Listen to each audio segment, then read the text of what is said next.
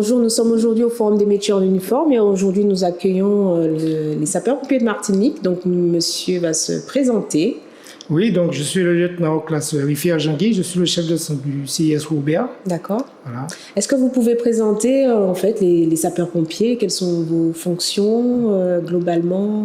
Oui, donc les sapeurs-pompiers sont là pour porter de l'aide à la population et répondre aux demandes de secours de la population martiniquaise. Donc il faut savoir que le corps territorial des sapeurs-pompiers est un corps mixte qui est composé de sapeurs-pompiers professionnels à peu près plus de 250 et de sapeurs-pompiers volontaires plus de 1200. Okay. Voilà, donc on fait essentiellement des missions de secours à personne, incendie, protection de la personne de l'environnement et des biens. Et puis nous avons aussi des spécialités, c'est-à-dire le GRIMP, c'est-à-dire le groupe de reconnaissance d'intervention en milieu périlleux, le SAF, qui intervient dans les eaux.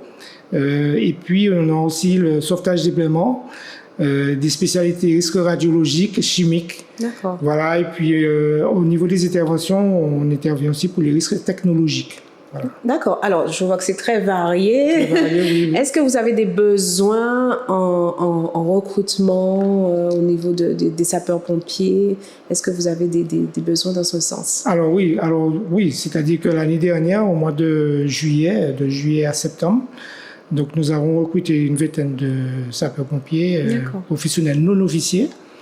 Et ici, cette année, du mois de mars à juin, au 15 juin, 1er mars au 15 juin, nous avons recruté encore une vingtaine, 23 à peu près, sapeurs-pompiers professionnels non officiers. Donc ce qui fait que sur l'année 2022-2023, plus d'une quarantaine de sapeurs-pompiers, des jeunes ont été recrutés. Donc ça permet de combler les départs en retraite et d'étoffer en sapeurs-pompiers professionnels nos effectifs. D'accord. Alors, quelles sont les qualifications? Est-ce qu'il y a un diplôme en particulier à passer, un concours? Comment ça se passe concrètement en termes de recrutement? Oui, alors, c'est-à-dire que dans les deux recrutements qu'il y a eu en 2022 et 2023, il y a eu un concours pour les externes, sapeurs-pompiers, les gens qui n'en connaissent rien, et il y a eu un concours interne pour ceux qui sont déjà des sapeurs-pompiers volontaires. Donc, c'est deux concours différents. Voilà, donc pour les deux recrutements que nous avons fait, c'est des épreuves différentes, mais par contre, nous avons des épreuves sportives qui sont communes. C'est similaire. C'est similaire. Voilà. D'accord, en termes de niveau, c'est similaire. Niveau, c'est similaire. D'accord. Voilà, okay. Donc si vous voulez, au niveau externe, c'est une dictée, il y a des épreuves de mathématiques, etc. Alors que pour le concours interne, c'est plutôt des questions qui intéressent au niveau sapeur-pompier. C'est plus spécifique que sapeur-pompier. D'accord. Voilà. Vous avez rencontré quelques jeunes lors de cette journée, ou votre collègue également. Oui. Vous sentez l'intérêt des jeunes pour cette fonction?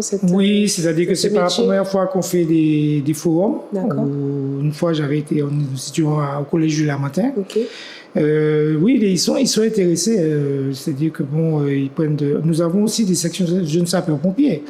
Donc, ce sont des jeunes qui sont formés de 13 à la majorité, qui font exactement les mêmes, les mêmes formations que les pompiers, mais ils ne partent pas en intervention. Okay. Et après, justement, en parlant de concours, ils peuvent être amenés à aller au concours. Ils sont déjà avantagés puisqu'ils ont déjà un pied à l'intérieur. Tout à fait. Et là, comme vous pouvez répondre à votre question, il y a beaucoup de jeunes, encore on voit aujourd'hui, qui ont l'engouement. Et puis, sachant que le métier de sapeur-pompier, c'est un métier qui est très aimé des Français en général. Hein. Oui, tout à fait. Et des jeunes en particulier. Il y en a qui qui sont au collège, qui viennent faire de l'immersion, parce qu'au niveau des collèges, dans le cadre de leur formation, ils demandent à faire des immersions.